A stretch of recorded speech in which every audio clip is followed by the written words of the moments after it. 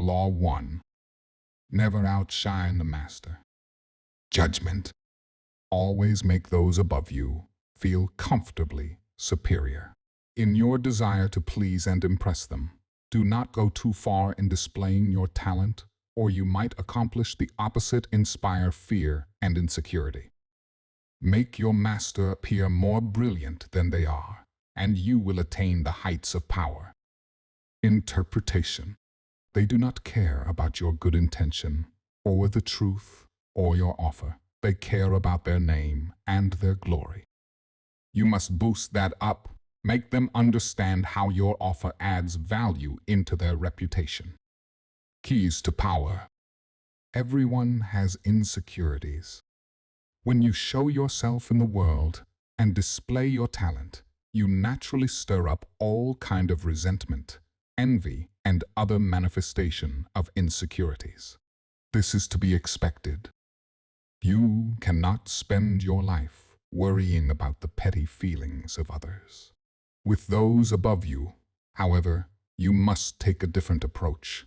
When it comes to power, outshining the master is perhaps the worst mistake of all. Do not fool yourself into thinking that life has changed much, or this is a different situation, or this person is different. Those who attain high standing in life are like kings and queens. They want to feel secure in their position and superior to those around them in intelligence, wit, and charm. It is deadly but common misperception to believe that by displaying and vaunting your gifts and talents, you're winning the master's affection.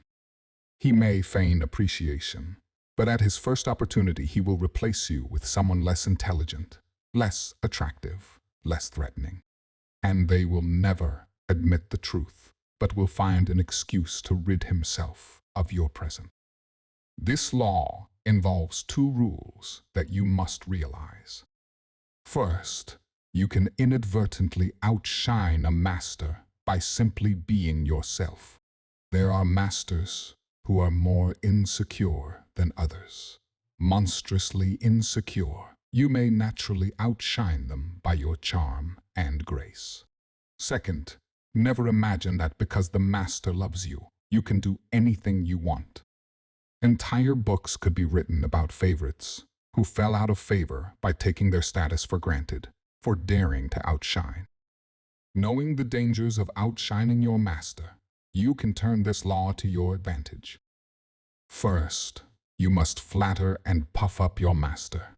Overt flattery can be effective, but has its limits. It is too direct and obvious and looks bad to other courtiers. Discreet flattery is much more powerful. If you're more intelligent than your master, for example, seem the opposite, making up more intelligent than you. Act naive. Make it seem that you need his expertise. Commit harmless mistakes that will not hurt you in the long run, but will give you the chance to ask for his help. Masters adore such requests. A master who cannot bestow on you the gifts of his experience may direct rancor and ill will at you instead. If your ideas are more creative than your master's, ascribe them to him in as public a manner as possible. Make it clear that your advice is merely an echo of his advice. If you surpass your master in wit, it is okay to play the role of the court jester, but do not make him appear cold and surely by comparison. Tone down your humor if necessary, and find ways to make him seem the dispenser of the amusement and good cheer. If you are naturally more sociable and generous than your master, be careful not to be the cloud that blocks his radiance from others. He must appear as the sun around which everyone revolves, radiating power and brilliance, the center of attention. If you are thrust into the position of entertaining him, a display of your limited means may win his sympathy. Any attempt to impress him with your grace and generosity can prove fatal, learn, or pay the price. In all of these cases, it is not a weakness to disguise your strength if in the end they lead to power. By leading others outshine you, you remain in control instead of being a victim of their insecurity. This will all come in handy the day you decide to raise above the inferior status. If you can make your master shine more in the eyes of others, then you are a godsend, will be instantly promoted. Image: the stars in the sky. There can be only sun at a time. Never obscure the sunlight or rival the sun's brilliance. Rather, fade into the sky and find ways to heighten the master star's intensity. Authority: avoid outshining the master. All superiority is odious, but the superiority of a subject over his prince is not only stupid, it is fatal. This is a lesson that the stars in the sky teach us. They may be related to the sun, and just as brilliant, but they never appear in her company. Reversal: you cannot worry about upsetting every person you come across. Well, you must be selective cruel. If your superior is a falling star, there is nothing to fear from outshining him. Do not be merciful.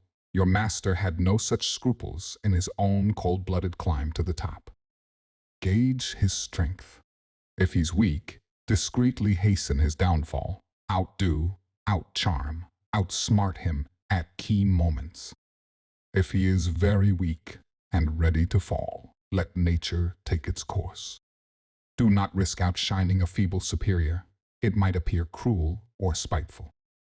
But if your master is firm in his position, yet you know yourself to be the more capable, bide your time and be patient. It is the natural course of things that power eventually fades and weakens. Your master will fall someday, and if you play it right, you will outlive and someday outshine him.